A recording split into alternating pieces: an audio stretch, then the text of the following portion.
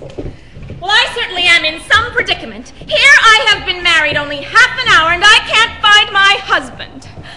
Oh, here he comes now and out of a saloon. Where have you been? I've been on a little pleasure trip. Well, why didn't you take your wife along? Wife nothing, I said pleasure trip. Do you realize that we have just been married? I remember marrying somebody, but I just don't remember who.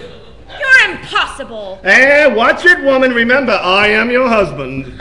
You don't know what a husband is. I certainly do. A husband is a poor, unfortunate fellow who gets up 5 o'clock in the morning to tend to the fires. Then he spends all day at work until 6 o'clock. Then he comes home with his hard-earned pay, gives it to his wife, then bathes, cleans, gets dressed, and then he takes it away from her.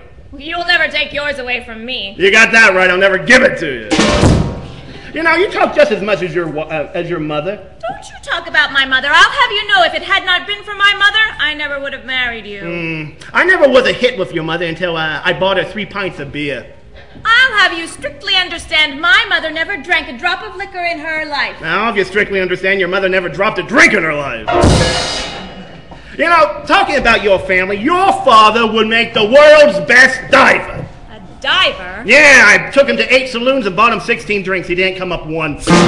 Drink, drink. Drink is all you think about. Drink is your worst enemy. Well, you know what the good book says? What? Love thy enemy. Where are you going? Well, you see, I need to get a little shopping done, so I'm going to go back to the saloon and get a drink. Why don't you take a drink of water? Water? Nothing. I thought I was thirsty, not dirty.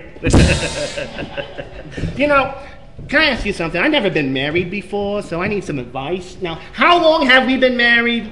Why, just a half hour. Gee, it feels like a year. Say, did you hear about Mr. and Mrs. Smith? No, what about Mr. and Mrs. Smith? Well, Mr. Smith is going to get a divorce from Mrs. Smith. Why is Mr. Smith going to get a divorce from Mrs. Smith? Well, he woke up one night and found her going through his pockets.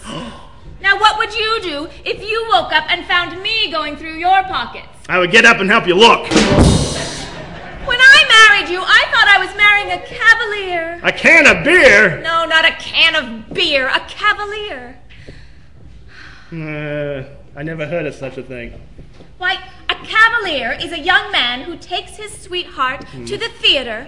Afterwards, he takes her to a swell cafe, buys her candy and flowers, and then after a lovely supper, takes her home in a taxi cab and kisses her goodnight. That's what I call a cavalier. That's not what they call them around here. What do they call them around here? Suckers.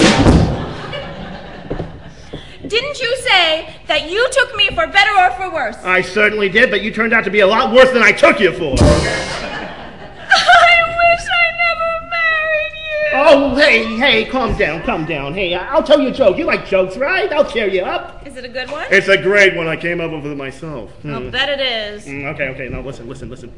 What's the best way to stop a rooster from crowing Sunday morning? Kill it Saturday night? You ruined my joke. Okay, I'm going to tell you another one. All right. What's the best way to raise corned beef and cabbage? Why, on a knife and fork. What's the use in talking to yous?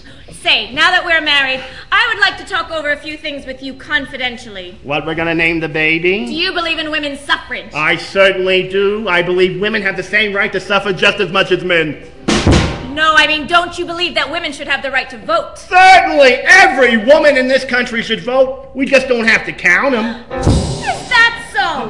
Well, I'll have you know that one day we will have women in the Senate, and we will have women in the Congress, and right now we have women in the legislature, and before long we will have a woman president of the United States. It will never happen. And why not? Well, to be president of the United States, you have to be at least 45 years of age. Got it out. What of that? Show me one woman who admits she's that old.